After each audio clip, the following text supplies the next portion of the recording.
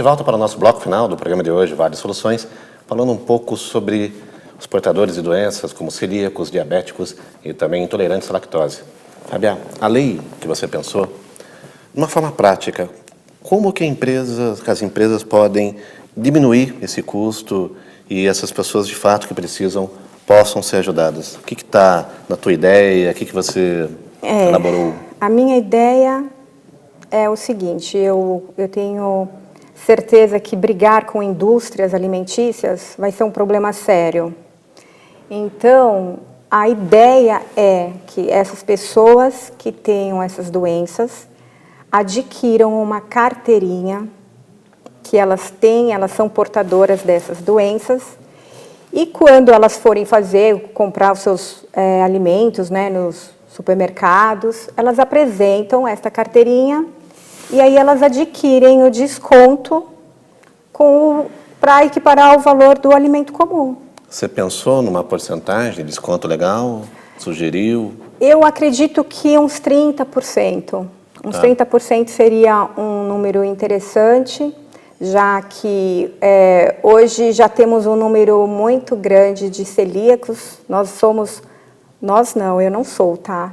Mas são mais de 1% de celíacos, toda a população mundial, que já é um grande número, isso, mais de 1%. E, então, como já está crescendo o número da doença, eu acho que esse projeto vai andar, sim. O deputado Edmir Chedid, ele é o deputado que abraçou essa ideia, ele está trabalhando em cima disso, ele está lá na Lesp trabalhando com esse projeto nosso. Então, provavelmente, eu acredito que vamos ter aí alguma novidade.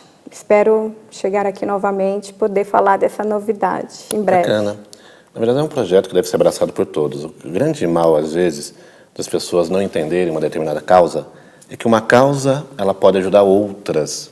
A gente precisa ter essa consciência coletiva e parar com padrões egoísticos que existem muito na sociedade atual e abraçar tudo aquilo que realmente leva e se propõe a trabalhar com o próximo, ao bem-estar e mudar realidades aí.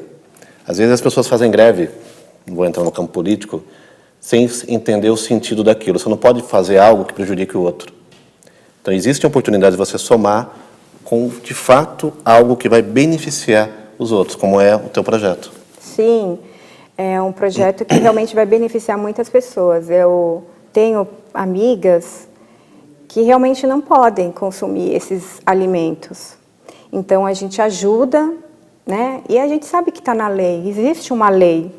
Né? O direito, artigo 196 em diante da Constituição Federal, até o artigo 200, se não me engano, ele fala justamente do direito à saúde. Então, nós temos o direito, é a obrigação do Estado. E o alimento é a vida. Então, nós não estamos falando de medicamento, nós estamos falando do básico. E essas pessoas precisam destes alimentos. Não existe um substituto, um remédio, alguma coisa. Então, é a vida. A gente tem que falar de proteção à vida, nós temos que falar desta lei, né, da garantia que existe. Então, aí os juristas... hoje a saúde está muito judicializada, então tudo que você precisa, você tem que procurar a lei. Não é bem assim, né? A gente precisa mudar, acho que precisa se mudar esse comportamento de só ter acesso a algumas pessoas, que têm acesso ao seu direito. Não, o direito é para todos. Acho que também uma coisa importante, as pessoas às vezes criam barreiras quando se trata de alimentação.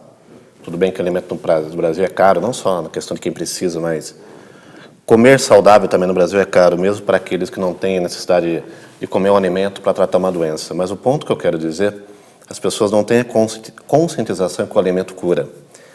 Vai um pouco na história, volta algumas páginas no calendário da história, você vai perceber que os nossos ancestrais, seus bisavós, portugueses, pela tua carinha, eles conheciam muito sobre a parte medicinal. A fitoterapia é a medicina mais antiga do mundo. Por quê? Os antigos, os índios, os ancestrais, os europeus, eles iam na mata, identificavam uma folha de uma planta que parecia com um órgão e associavam aquilo ao corpo humano, que a natureza também é a representação de Deus. E ali, ingeria, fazia um chá daquele alimento e você começava a tratar aquele órgão. Durante a Segunda Guerra Mundial, onde houve o processo rico da industrialização dos medicamentos, que houve essa ruptura entre ser humano e natureza. Então, você acabava ingerindo medicamentos com base em plantas e a contraindicação é a parte química. Preste atenção. Então, plantas curam, alimentos curam, pensamentos, bem-estar, emoções. Então, a gente tem que fazer uma reflexão geral sobre o nosso papel enquanto sociedade. E é justamente essa a minha pergunta final para a Fábia. Como que você vê a sociedade hoje? Ela está mais consciente sobre si mesma e sobre saúde ou não? Olha, eu acredito que não. Eu acho assim, você falou uma coisa super importante, né? A natureza. A natureza, por exemplo, eu só consumo produtos que vêm da natureza, produtos naturais. Então, eu como o legume, eu como as verduras, a carne. Agora, tudo que é industrializado, eu tirei do meu cardápio. Então, isso já é uma forma de você se manter mais saudável. Mas isso que você falou também é verdade. O alimento comum também está caro, né? O alimento saudável é mais caro. Então, se você vai consumir alguma coisa que seja mais saudável, sem agrotóxico, orgânico, é muito mais caro. É uma luta isso. E o que sobra para as pessoas é um alimento industrializado. E é justamente isso que está causando tanta doença e as pessoas não perceberam. Você quer ver uma outra coisa tão simples, né? A gente está em pleno século XXI falando de tecnologia. E o maior problema enfrentado hoje é a água. Tem muita gente que não tem acesso à água potável. Água é vida. Você mesmo fala, precisa beber água. A água é importante. Sim, a água é tudo para a gente. Quem não bebe água está doente, pode ter certeza. E até o acesso à água virou uma coisa assim, difícil, viu? Porque você vai em bairros populares, da periferia, não tem saneamento básico. Uma água também com pH baixo, né? Tem tudo isso. Uma água pobre. Então, a água, ela tem um pH certo para você tomar. Tem o pH da água que é acima de 6%, mas você compra em supermercado... 7%. A 7%? É, alcalino. Obrigado. E você compra no supermercado, ninguém olha, né? Uhum. O pH da água. E às vezes você toma uma água que é famosa, que o pH é horrível. Presta atenção, não vou citar o nome aqui. Então eu acredito que realmente a saúde, ela está muito precária mesmo, né? E justamente pela questão mais simples, que é a água, né? E o preço alto dos alimentos mais naturais, os alimentos orgânicos. Isso precisa ser mudado, né? Precisa ter uma lei aí para poder rever isso. Qual é a fiscalização que existe nessas indústrias alimentícias? Existem várias leis, mas a efetividade dessas leis eu desconfio. Se existe um controle, eu não sei que essas indústrias, o que você está ingerindo.